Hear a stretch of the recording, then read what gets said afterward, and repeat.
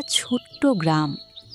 নদীর ধারে পাশাপাশি থাকত দুই বোন, কমলা আর মায়া। বড় বোন কমলার জীবন ছিল দুঃখে ভরা। তার স্বামী অনেক দিন ধরে অসুস্থ, সংসারে অভাব লেগেই থাকত।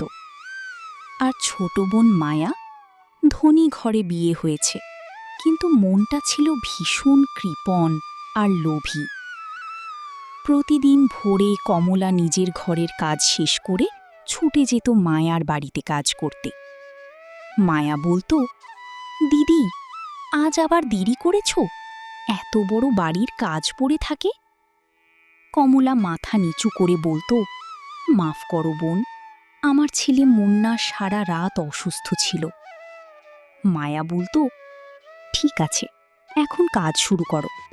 আগে উঠান বাড়ি পরিষ্কার করো, তারপর বাসন মাজো, তারপর রান্না করবে। কমলা চুপচাপ সব কাজ করতে শুরু করত। এক এক করে পুরো বাড়ি ঝকঝকে করে দিত। তারপর বাসন মাজত, রান্না করত। সব কাজ শেষে মায়া বলতো, এই নাও ভাঙা চাউল, আমাদের বাড়িতে কেউ এগুলো খায় না, তুমি নিয়ে যাও। কমলার চোখে পানি চলে আসতো, কিন্তু মুখে কোনো অভিযোগ থাকত না। সে জানত এইটুকুই তার পরিবারের জন্য অনেক বড় জিনিস। বাড়িতে গিয়ে সে সেই ভাঙা চাউল রান্না করে স্বামী আর ছেলেকে খাওয়াতো। ছোট ছেলে মুন্না বলতো, মা, তুমি কি আমার জন্য ভালো কিছু আনবে? কমলা শুধু হাসত, কিন্তু ভিতরে ভিতরে। একদিন মায়া বলল, আগামীকাল আমাদের বাড়িতে বড় আয়োজন, অনেক মেহমান আসবে, তুমি সকালে খুব তাড়াতাড়ি চলে আসবে। কমলা বলল, ঠিক আছে বোন, আমি সকালেই চলে আসব। পরদিন ভোরে কমলা কাজে যাওয়ার সময় তার ছেলে বলল, মা, তুমি এত সকালে কোথায় যাচ্ছ? কমলা বলল, তোর খালার বাড়িতে আজ বড় আয়োজন, অনেক মিষ্টি হবে। ছেলে বলল, আমাকেও নিয়ে চলো না মা। কমলা বলল, না বাবা, তোর বাবা অসুস্থ, তুই বাসায় থাক।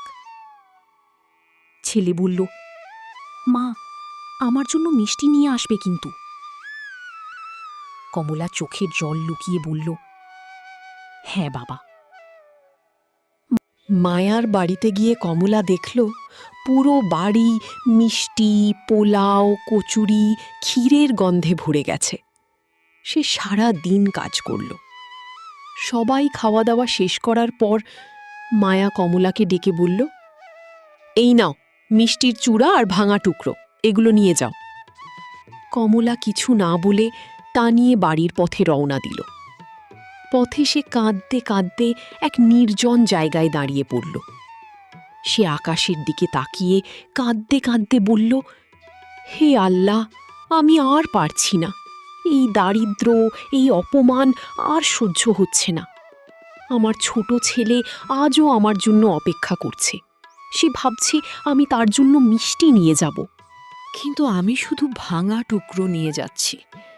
হে আল্লাহ, আপনি যদি আমার কষ্ট দেখেন, তাহলে আমাকে এই কষ্ট থেকে মুক্তি দিন। কান্না করতে করতে কমলা বাড়ির দিকে রওনা দিল। বাড়িতে পৌঁছে তার ছেলে দৌড়ে এসে বলল, মা, তুমি কি আমার জন্য মিষ্টি এনেছ? কমলা কাঁপা হাতে পোটলা খুলল। আর তখনই ঘটে গেল এক আশ্চর্য ঘটনা। ভাঙা মিষ্টির টুকরোগুলো বদলে গেল লাড্ডু, জিলাপি, কচুরি আর নানা রকম সুস্বাদু খাবারে। কমলার ছেলে আনন্দে লাফিয়ে উঠল। কমলা অবাক হয়ে গেল। সে ঘরের ভিতরে গিয়ে দেখল তার ভাঙা ঘর এখন ধন সম্পদে ভরা, আর তার অসুস্থ স্বামী সম্পূর্ণ সুস্থ হয়ে গেছে।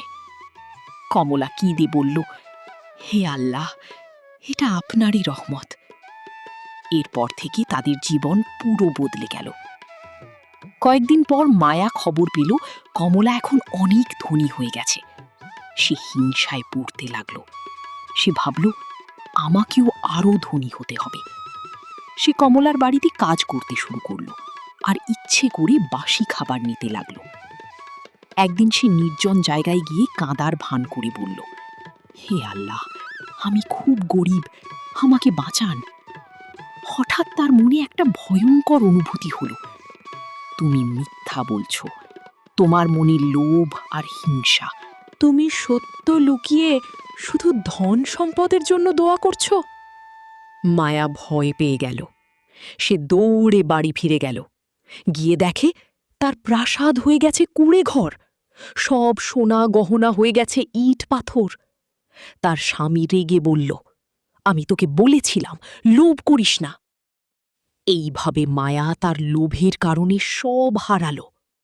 আর কমলা, তার ধৈর্য আর ভালো মন তাকে এনে দিল সুখ, শান্তি আর সমৃদ্ধি।